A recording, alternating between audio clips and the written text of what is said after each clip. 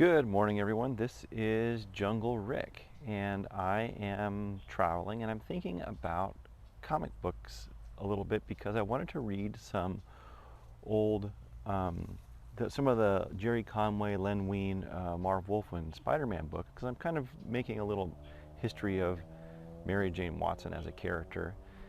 And many of you probably know that she was sort of flighty party girl, and then Jerry Conway, and then Len Wein kind of gave her a softer side and made her serious with Peter, and then Marv Wolfman promptly wrote her out of the book.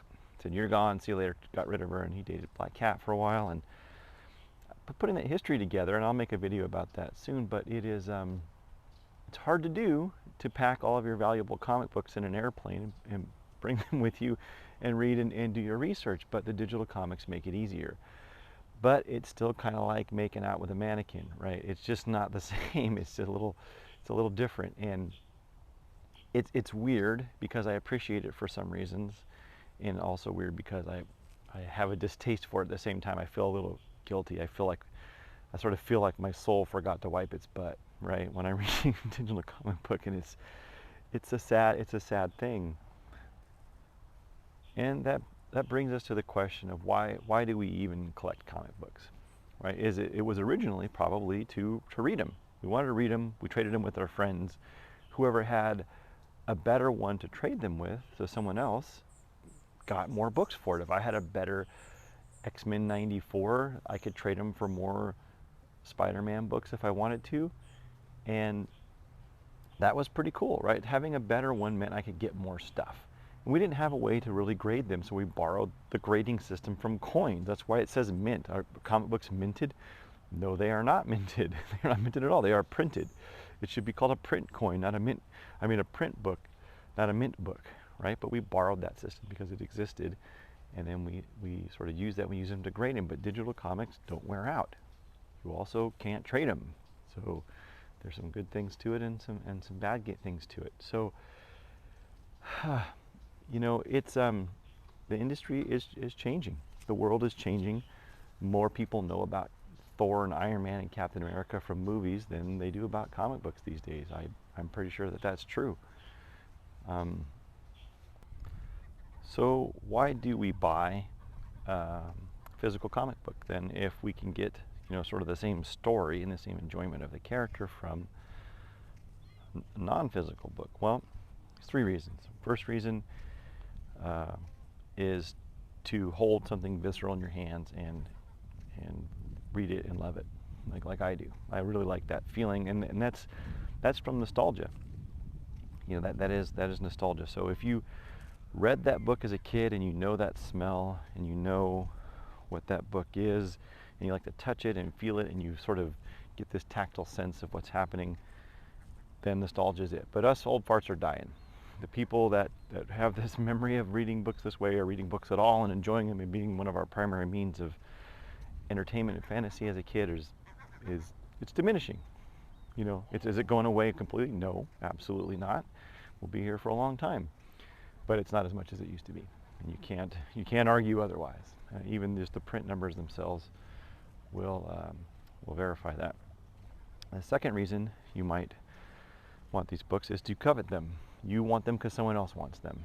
It's a, you know, a Journey into Mystery 83 or you know, a Tales of Suspense 39. A lot of people want it. You want what other people want, so you can be better than them, and you can talk about it with your buddies, and you can say, "Hey man, check out what I have. This is super cool." And they'll say, "Oh, that's awesome. It's great."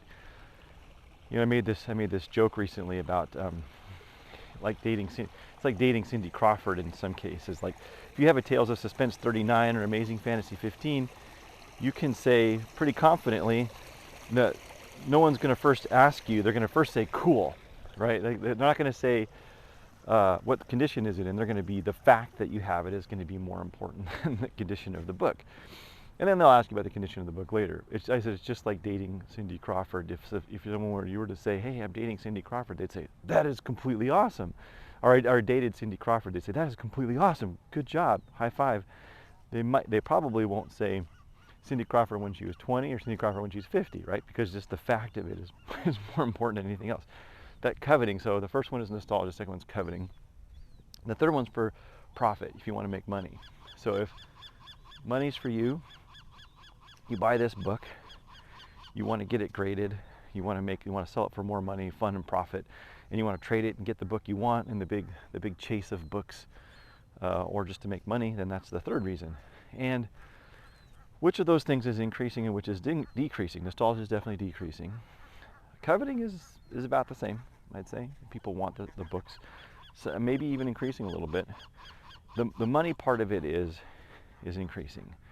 More and more of the conversations, more and more of the videos online are about how much a book is worth, how much you can get some other poor sucker to pay for it, and which book is the most wanted and most increased book this week. That sort of game, the shuffle. And that's a short game, not a long game. People won't be doing that forever, I don't think. It's my opinion that that'll be 10 or 15 years of doing that sort of thing, and people are going to start to realize that market is going to need some stability before people start putting tens of thousands of dollars into it. I don't know that for a fact, I just think it. I've been wrong lots of times before. But what do we do? How does this industry, how does this hobby succeed and survive? It's a mixture of all those things, right? We have to have people who want books for fun and profit. The old saying was, people who want books for fun and profit, people who covet them because others want them, and people who have the nostalgia. But what was I going to say? Part of what we used to say when I was a kid was, well, they're not making any more of these, right? And so you have to get the ones that you can, and then they won't be around, and the first printings they're not making anymore. And maybe you can't even read them. Like, one of the reasons I wanted to get comic books in the first place, older ones, was I wanted to fill in the gaps of the stories I had read. And I couldn't do it, and then they had some reprints, so I did refill them with reprints. I did fill that gap with reprints. And I got the story. It felt a little empty and hollow, I won't lie. But these days, if you can get any book you want as a digital copy at any time you want, then there are no gaps, right? There's nothing you can't read at the same time. So that part of the hunt is diminished. The fourth reason that was on the list was so you can read, just have the story. That reason's gone. There's the coveting, the profit, and the nostalgia, because the primary reason that started the whole business of so you can read the book in the first place is just off the list entirely. It's just not there anymore. And it's a fun hobby, and I enjoy it so much I can't even tell you. But I wonder if the future of this hobby isn't going to be more, in the digital format, as people get priced out of books.